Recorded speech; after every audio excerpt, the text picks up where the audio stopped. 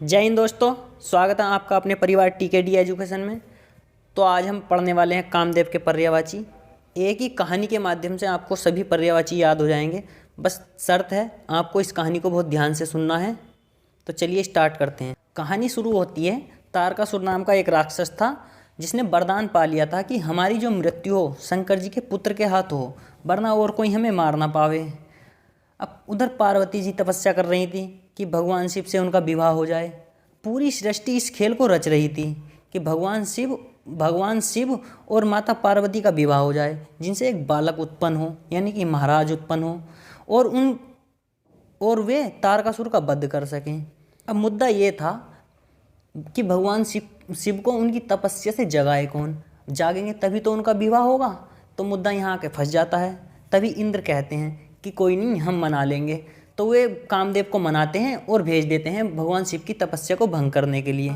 और कामदेव खुशी खुशी वहाँ चले जाते हैं। जैसे ही वहाँ जाते हैं, देखते हैं कि भगवान शिव जो अपनी तपस्या में विलीन थे, वे हंसते हैं और देखते हैं कि आज तक बहुत जंग जीती हैं, आज भी भगवान शिव की तपस्या भंग कर देंगे। तो बहुत खुश होते हैं। कामदेव एक ऐसे भगवान हैं जिनके पास पुष्पों का एक धनुष है, यानी कि पुष्पों का एक धनुष है कहते हैं, और उसमें 5 तीर हैं, वो भी पुष्प के हैं। कहते हैं कि कामदेव जिस पर भी अपने 5 तीर मार देते हैं वो बोर आ जाता है, यानी कि उसका मन अनियंत्रित हो जाता है। अब यहाँ से हमारे पर्यायवाची शुरू हो जाते हैं कि कामदेव को एक काम दिया जाता है। ठीक है, वे जाते हैं जहाँ भगवान शिव के पास जाते हैं, और कामदेव के पास एक धनुष है, काय का, पुष्पों का धनुष। तो उन्हें कहा जाता है पुष्प धनुआ, यानी कि उनके पास पुष्पों का एक धनुष है, और उसके अंदर क्या है, 5 तीर हैं, वे भी पुष्प के हैं। क्या है, 5 पंच सर, यानी कि उनके पास जो तीर हैं, पंच माने 5, सर होते हैं तीर, सर बोलते हैं तीर को, यानी कि पंच सर उनके पास जो 5 तीर हैं। और यह है कुसुम मेसु।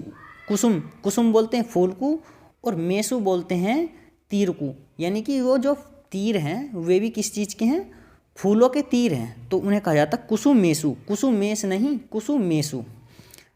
अब जब वो पांचों के पांचों तीर जो भगवान शिव के ऊपर चला देते हैं, तो भगवान शिव को कुछ नहीं होता, लेकिन उन्हें एक एहसास होता है कि कुछ तो हुआ है। तो उन्हें गुस्सा आ जाता है, क्रोधित हो जाते हैं। तो वे अपनी आंखें तो खोलते नहीं, एक तीसरी आंख खोलते हैं अपनी, और जो कामदेव थे उन्हें भस्म कर देते हैं। अब जब उन्हें भस्म कर देते हैं तो उनकी मृत्यु हो जाती है। तभी उन्हें कहा जाता है हरि रिपु, यानी कि हरि बोलते हैं भगवान शिव को, रिपु बोलते शत्रु को, यानी कि भगवान शिव के शत्रु। कामदेव एक ऐसे भगवान थे जिन्होंने शिव से शत्रुता मोल ली, वरना कोई किसी देवता ने भगवान शिव से शत्रुता मोल नहीं ली। ठीक है, तभी उनकी मृत्यु हो जाती है। तब आती है रति, यानी कि कामदेव की पत्नी का नाम था रति, तो इन्हें कहा गया रतिपति, यानी रति आती हैं रोती हुई, यानी हमारे पति देव का तो अब मतलब मृत्यु हो गई, अब हम क्या करेंगे। तो तभी भगवान शिव कहते हैं कि अब तो कुछ नहीं हो सकता, लेकिन जो द्वापर युग में ये प्रद्युम्न के रूप में जन्म लेंगे, तब तुम्हारी शादी इनसे होगी। तो जो रति थी वे कहती हैं अब क्या करेंगे हम। तो वे कहते हैं कि जो कामदेव हैं वे जीवित रहेंगे, लेकिन कैसे जीवित रहेंगे, अनंग, यानी कि बिना अंग के, यानी कि बिना अंग के जीवित रहेंगे, और इसलिए इन्हें अनंग भी कहा जाता है, अनंग। ठीक है, कैसे जीवित रहेंगे, बिना अंग के, यानी कि बिना अंग के जीवित रहेंगे, तो इन्हें अनंग कहा जाता है। और अतनु, और बिना शरीर के, तनु बोलते शरीर, माने नहीं, यानी कि बिना शरीर के जीवित रहेंगे। लेकिन बात ये थी कि वे मिलेंगे कहाँ। तो वे भगवान शिव ने कहा कि वे जो मिलेंगे सबके मन में मिलेंगे, यानी कि हर किसी के मन में जन्म लेंगे। कैसे, मनज, यानी मनोज, मन है प्लस जय, यानी कि जहाँ भी जय लग जाता है जय होता है जन्म, यानी कि मन में जन्म लेंगे। और इसी से हुआ मनोभाव, यानी कि मनों के भावों में उत्पन्न होंगे। ठीक है, मन सिज, यानी कि जय होता है जन्म लेना, तो मन सिज, इससे भी यही हुआ कि मन में जन्म लेंगे। ठीक है, और अब चलते हैं नेक्स्ट, क्या था हमारा, मनमथ। फिर जब वो मन में जन्म लेंगे, तो अब कहा जाता है कामदेव जिसके मन में एक बार जन्म ले लेते हैं, तो उसके मन को मथ लेते हैं। तो इसलिए उन्हें कहा जाता है मनमथ।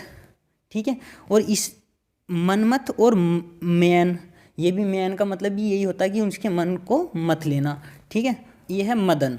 मदन, मद का मतलब होता है नशा। मदन यानी कि जो एक बार नशे में हो गया वो अपने काम के प्रति बहुत सजग हो जाता है, वो अपने काम को पूरे ईमानदारी से करता है। ठीक है, और इसके बाद फिर आता है मकर केतु। मकर केतु और मीन केतु। मीन बोलते हैं मछली को और मकर बोलते हैं मगरमच्छ को। तो जो कामदेव का झंडा है, हर भगवान का एक झंडा होता है, जो कामदेव का झंडा है उसकी तरह उसमें एक साइड मछली है और एक साइड मगरमच्छ है।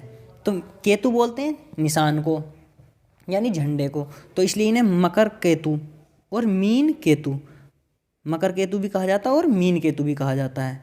ठीक है, और उसके बाद यह आता आगे कंदर्प। कंदर्प, कंद होता है यानी घमंड। कंदर्प जो कहते हैं कि कामदेव जो अच्छे अच्छों का घमंड चूर चूर कर देते हैं, तो इसलिए इन्हें कंदर्प भी कहा जाता है।